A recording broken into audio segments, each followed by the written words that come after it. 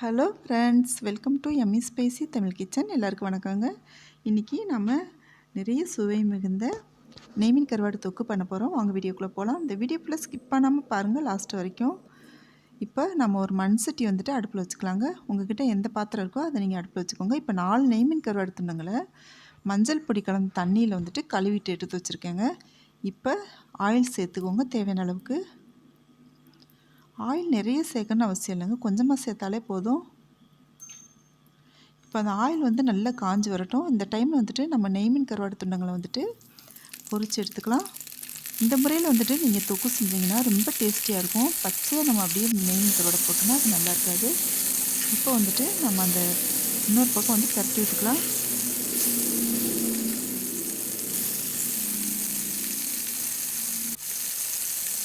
இப்போ நம்ம அதை பாத்திரத்துக்கு மாற்றிக்கலாங்க. இப்போ பொரித்து எடுத்தாச்சு. இந்த நெய்மீன் கருவாடு துண்டை வந்துட்டு அவ்வளோ ஒரு நல்லா இருக்குங்க. இந்த தொக்கு நீங்கள் சாப்பிட்டு பார்த்தீங்கன்னா விடவே மாட்டீங்க. இந்த ஒரு பெரிய வெங்காயம் கட் பண்ணி எடுத்து இதோட சேர்த்துக்கலாம். நல்லா வதக்கி விட்டுக்கோங்க. இப்போ சின்ன வெங்காயம் கொஞ்சம் சேர்த்துக்கலாங்க, நறுக்கி வச்சுருக்கேன். இந்த ரெண்டுமே கலந்து நம்ம இந்த தொக்கு பண்ணோன்னா அவ்வளோ ஒரு டேஸ்டியாக இருக்குங்க. இந்த ஃப்ளேவர் வந்து ரொம்ப டேஸ்ட்டும் ரொம்ப நல்லாயிருக்கும். இப்போ நல்லா கிளறி விட்டாச்சு. இப்போ ஒரு கருவாட்டு துண்டை போட்டுக்கோங்க, நெய்மீன் கருவாட்டு துண்டம். இப்போ அந்த வெங்காயத்தோடய அது கரைஞ்சி நல்லா அந்த வாசனை கொடுக்கும். நல்ல ஒரு ஃப்ளேவர் வருங்க அந்த கருவாட்டு தொக்குக்கு. நல்லா கிளறி விட்டுக்கோங்க. இப்போ பச்சை மிளகா வந்துட்டு நான் சின்ன சின்னதாக நறுக்கி போட்டிருக்கேன். உங்களுக்கு வேணும்னா காரம் ஜாஸ்தி வேணாலும் நீல வாக்கில் வந்து நீங்கள் கீறி போட்டுக்கோங்க. உங்களுக்கு தேவையான அளவுக்கு சேர்த்துக்கோங்க மிளகா வந்துட்டு.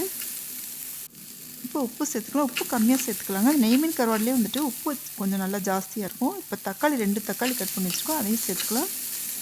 நல்லா கிளறி விட்டாச்சு. இப்போ மஞ்சள் பொடி சேர்த்துக்கோங்க. இப்போ மிளகாய் பொடி வந்துட்டு கொஞ்சமாக தாங்க சேர்க்க போகிறேன் நான்.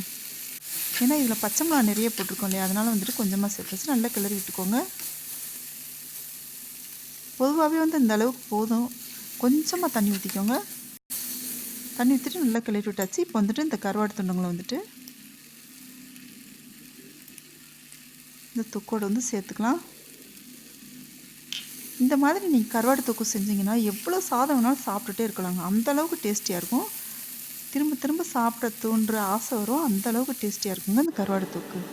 இப்போ நெய்மீன் கருவாடு தொக்கு ரெடி ஆயிடுச்சு. இந்த ரெசிபி உங்களுக்கு பிடிச்சிருந்துச்சுன்னா நம்ம சேனலுக்கு இது வரைக்கும் நீங்கள் சப்ஸ்கிரைப் பண்ணலைன்னா சப்ஸ்கிரைப் பண்ணிக்கோங்க. பெல் ஐக்கானை கிளிக் பண்ணிக்கோங்க. ஃப்ரெண்ட்ஸுக்கு ஷேர் பண்ணுங்கள், லைக் பண்ணுங்கள், கமெண்ட் பண்ணுங்கள் எப்படி இருந்துச்சு அப்படின்ட்டு. தேங்க்யூ.